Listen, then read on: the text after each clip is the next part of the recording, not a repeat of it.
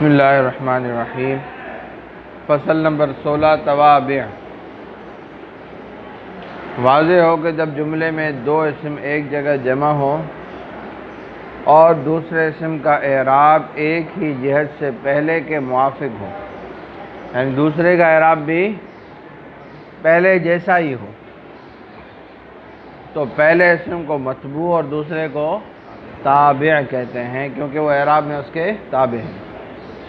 پس تابع ہر اس دوسرے اسم کو کہتے ہیں جو اپنے پہلے لفظ کے ساتھ اعراب میں بھی موافق ہو اور جہت میں بھی موافق ہو، یعنی متبوع فاعل ہونے کی وجہ سے مرفوع، مفعول ہونے کی وجہ سے منصوب، مضاف الیہ ہونے کی وجہ سے مرفوع، مجرور ہو تو تابع بھی اسی طرح ہوگا۔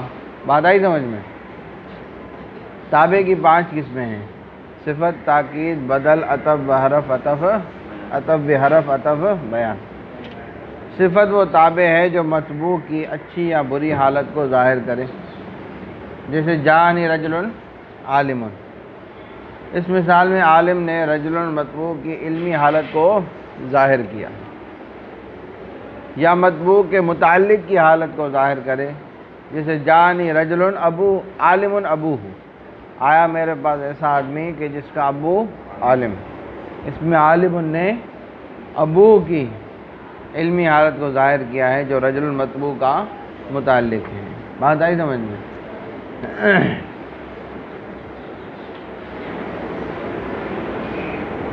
پس صفت کی 2 قسمیں ہیں، ایک وہ جو اپنے متبوع کی حالت ظاہر کرے اور دوسرا وہ جو متبوع کے متعلق کی۔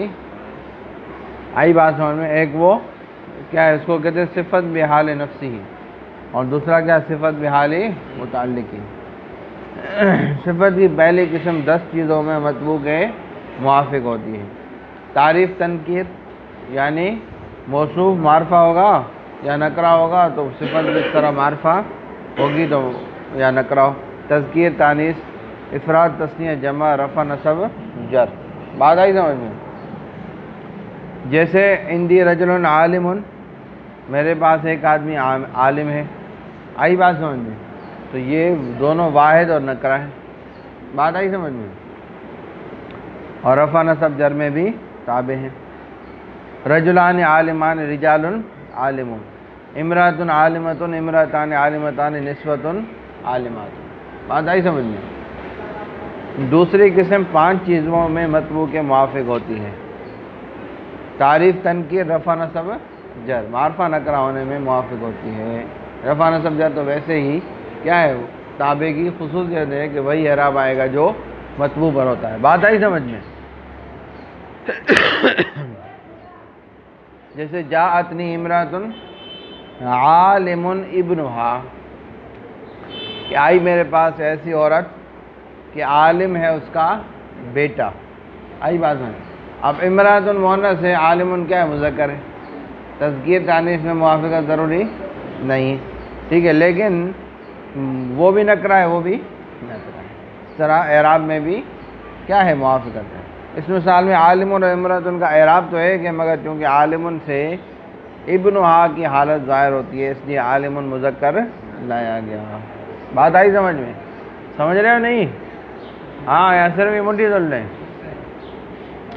فائدہ: نکرے کی صفت جملہ خبریہ سے بھی کر سکتے ہیں جب وہ نکرہ ہو، جب کیا ہو، نکرہ، کیونکہ جملہ نکرے کے حکم میں ہوتا ہے۔ جملہ کس کے حکم میں ہوتا ہے؟ اور اس جملے میں ضمیر کا لانا ضروری ہے جو نکرے کی طرف لوٹے ہے، جیسے جاءنی رجل ابوہ عالم۔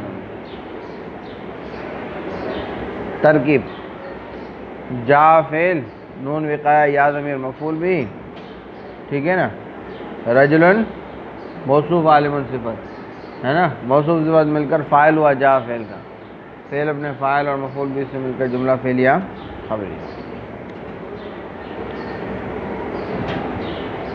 ترکیب: جاءتنی امرأۃ عالم ابنہا۔ اب الفاظ میں نہیں، عبارت میں دیکھا کرو ترکیب۔ جاءت فعل، نون وقایہ یا ضمیر مفعول بھی، امرأۃ موصوف، عالم صیغہ اسم فاعل، ابن مضاف، ہا ضمیر مضاف الیہ، مضاف اپنے مضاف الیہ سے مل کر کیا ہوا؟ فاعل ہوا صیغہ اسم فاعل کا، اسم فاعل اپنے فاعل سے مل کر صفت امرأۃ الموصوف کی، موصوف اپنے صفت سے مل کر پھر فاعل ہوا جاءت فعل کا۔ بات آ رہی سمجھ میں؟ ہاں، فعل اپنے فاعل اور مفعول بھی سے مل کر جملہ فعلیہ خبری ہوا۔ تو جا فعل آگے تیسری ترکیب، جا فعل نون وقاء یا ضمیر مفعول بھی، رجل موصوف، ابو مضاف، ہو مضاف ہے، مضاف الیہ مل کر مبتدا، عالم خبر، مبتدا اپنی خبر سے مل کر صفت ہوئی رجل موصوف کی، موصوف اپنی صفت سے مل کر کیا ہوا؟ ہاں، مبتدا بھی خبر سے مل کر جملہ اسمیہ خبریہ ہو کر مفرد کی تعویل میں ہو کر رجلن کی کیا ہوئی؟ صفت، موصوف اپنی صفت سے مل کر کیا ہوگا؟ فاعل ہوا جا فعل کا، فعل اپنے فاعل اور مفعول بھی سے مل کر جملہ فعلیہ۔ آئی بات سمجھ میں؟ ترکیب بیان کریں۔ ہاں، اس کے آپ کرو، رائی تو امرأۃ عالمۃ، ترجمہ